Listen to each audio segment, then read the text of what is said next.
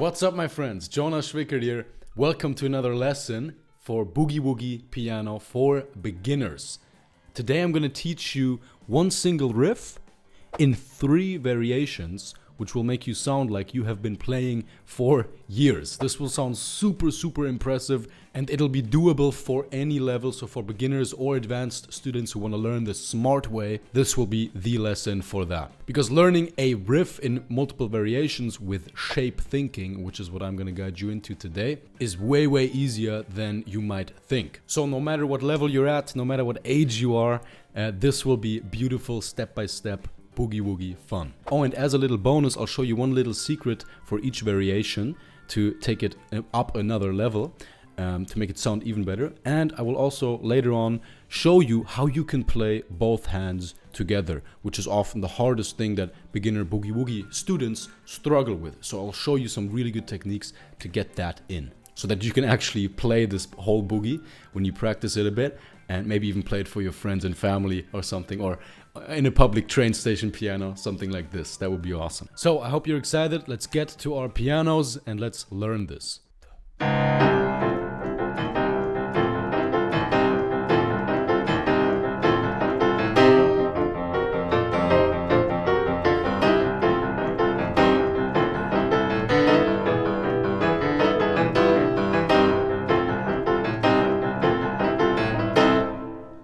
So this is our riff that we're working with. It starts in this shape.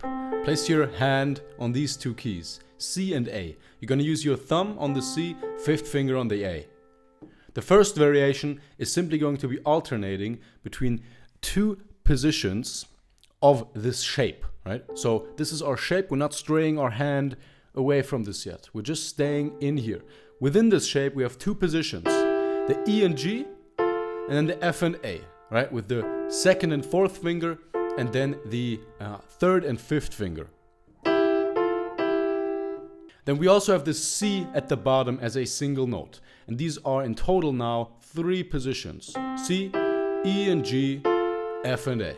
Now, here's the first variation to play this riff shape in. So we're starting with position number 1, which is C in this case. Then we're going to position number 2, E and G, back down to 1, then up to 3, then back down to 1, then to 2, and then ending with 3. So the whole riff goes like this.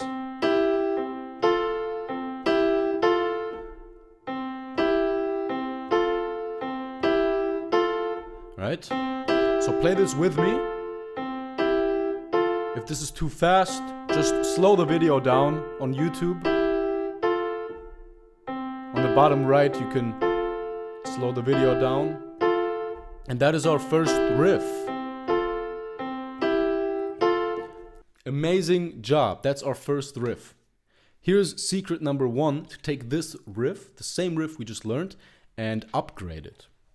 You can add what's known as a slide from this E flat down to the E. So the C is as we learned it, and then before playing our second position, from this shape, we're gonna place our 2nd finger onto this E flat, and we're just gonna slowly strike it at the very edge of the key, not too far up. This is how you use slides in Boogie Woogie and blues music. At the very edge of the key, right? You're just using your momentum from this downward motion to just gently strike it before. Right? But we're not playing both keys, right? We're not playing the E flat and then the E. We're just using it as a little grace note. It's almost not even noticeable. And so whenever you play this position, the second one, you can add the slide. See that? It's our same riff, but with the slide. Amazing job. That's riff variation 1 done, plus riff 1 secret done as well. Now you can place it on your left hand bass line. If you don't know any bass line, you can use the chop. It goes like this. Or you can just look at my other lessons and you can learn a good bass line there. And you take it through the 12-bar blues progression. Right?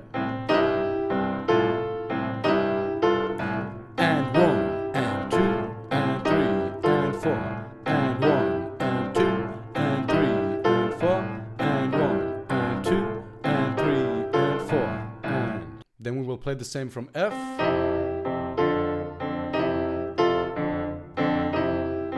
Remember, you can use any bass line that you know. You can use this one. You can use some advanced stuff.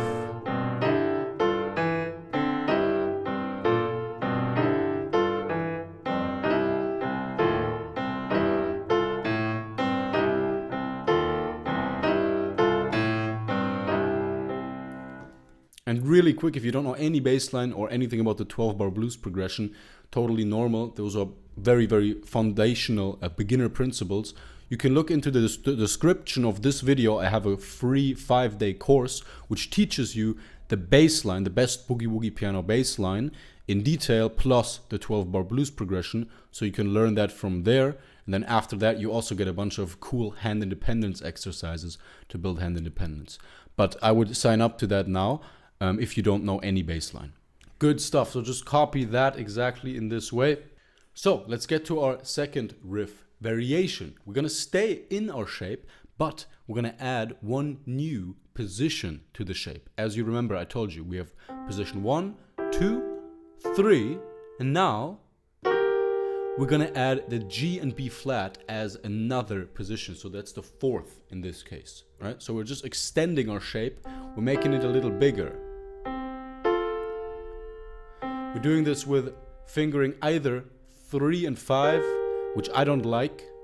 I like 2 and 4 for fingering for this. So it's a little bit of a stretch. So get your hand used to it.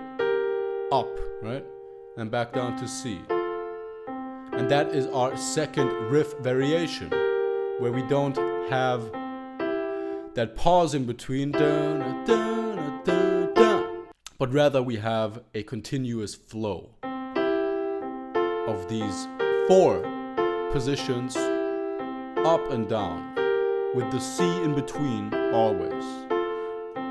Now we can start adding our secret onto this variation, the slide. We can also add a slide from the F sharp onto the G. Same technique. Second finger, slowly, nicely, gracefully striking that F sharp, that black key right above, or I guess below the G. So play this with me. If this is a little awkward for now, that's normal. Your hand needs a bit of time to get used to it, okay? Nice. That's our second riff variation. How cool is that? We're still in the same shape, and we just added another position. And if you're really experimental today, you can also vary around with these 4 positions as you please. There's a little crash course on improvising, right? You can go C as the first shape, then second, then fourth, third, and second, first, second, fourth, first, fourth. Skip the third, go right to the second. You see what I mean? There's endless possibilities, and this is really what boogie woogie improvisation is at the end of the day. That's just a little bonus thing, but don't focus on that. Just learn it exactly how I teach it for now. You will learn improvisation later on anyway. So in the beginning, it's good to copy and paste exactly how the teacher is teaching it, right? And then later on, you make your own thing out of it, because you learned this way with shape thinking and positions and stuff. So now we would play it through the 12-bar blues progression. So that's 1 and 2 and 3 and 4 and 1 and 2 and 3 and 4 and 1 and 2 and 3 and 4 and 1 and 2 and 3 up to F.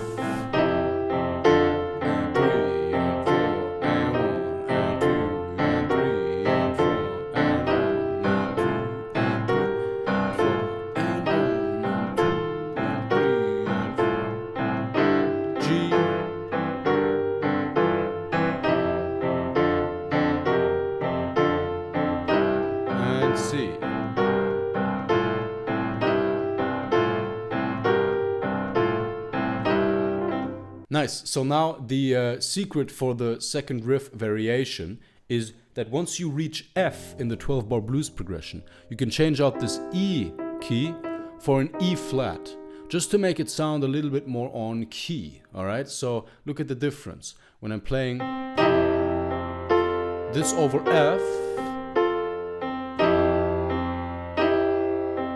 it sounds fine, you know, you can do it that way. But it sounds better if you go E flat instead of E. So you're not doing the slide anymore here. You're just changing out one note of the second position, right?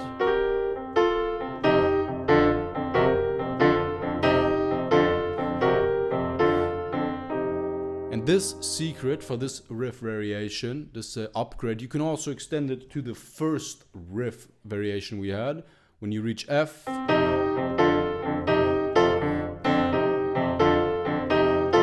you can add that E flat instead of E for that first riff variation to make it sound a little better too. So if you're up for the challenge, work on that, ingraining that as well. Now, third and final riff. I'm pretty hyped for this one. This one sounds the best when played on G. I'll show you two versions, one that you can play on C and one that you can play on G. So we start with just the one that you play on G, which goes like this. You start with a B at the bottom here. So we're still kind of in our shape, the same shape. We're just moving our thumb down one key. The rest stays all the same, right? So instead of having C and A, we now have B and A, okay? So now we're starting, instead of with the C, we're starting with the B. Then we're sliding to the E and A. Doing that same slide technique. E and A. Back to B. E and A flat. E and G. Then E and A flat again.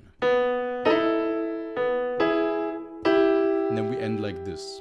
So we got and 1, and 2, and 3, and 4, and 1, and 2, and 3, and 4. So as you can see, look what we're doing here. We, instead of having our first position be the C, we extended our shape just one key down, all other is the same. Now the first position is the B.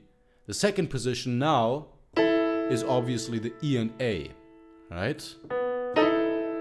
Then the third position is the E and A flat, and the fourth position is the E and G.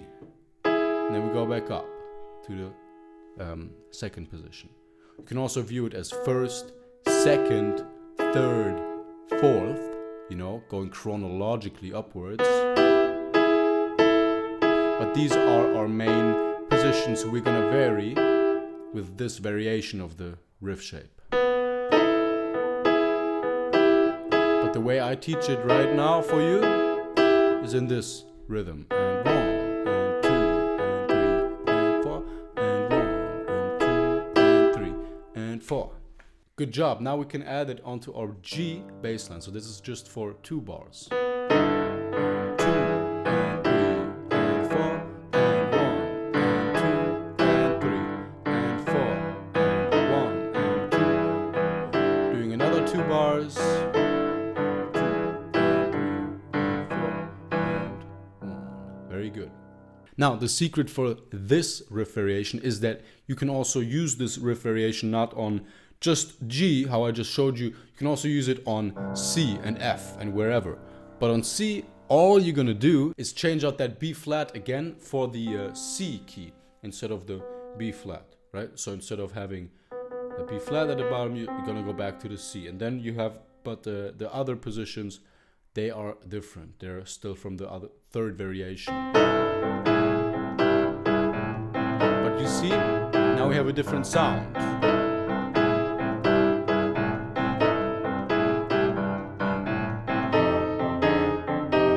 F, you go up to the E flat instead of the E, alright? Boom. You play this variation throughout the 12-bar blues. G, you switch down to the B.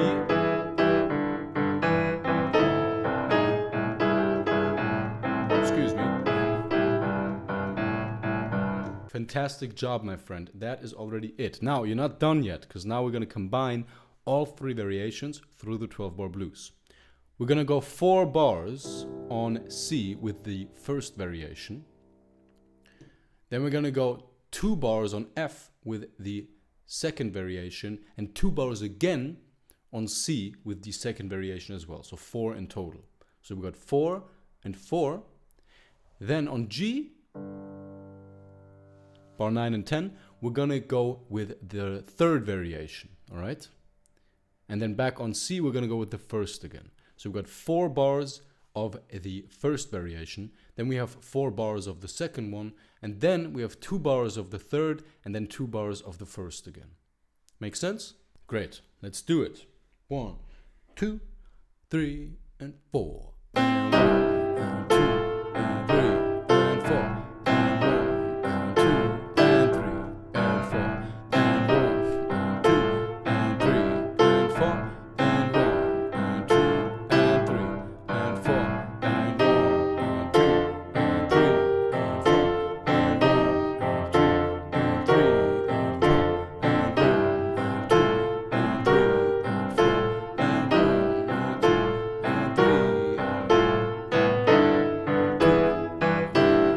and 2, and 3, and 4. And 1,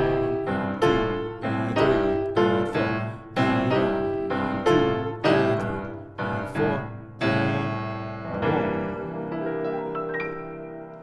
Woo! Let's go! Phenomenal work.